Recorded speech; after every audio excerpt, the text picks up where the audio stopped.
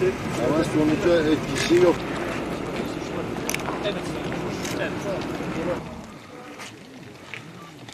Merhaba.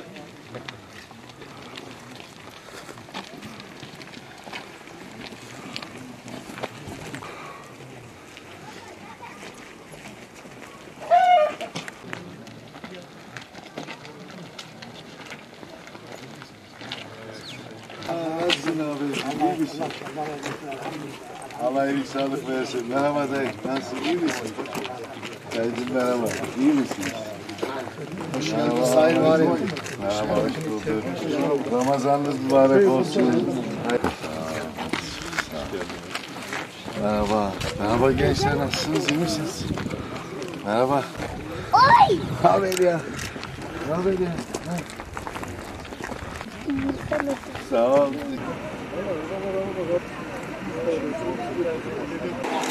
Hocam nasıl, iyi misin? Merhaba hocam, nasılsın? Evet abiler. Abiler.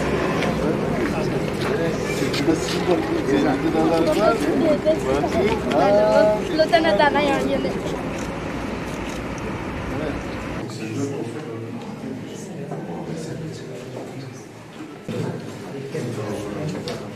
Bir yerde gelmişiz.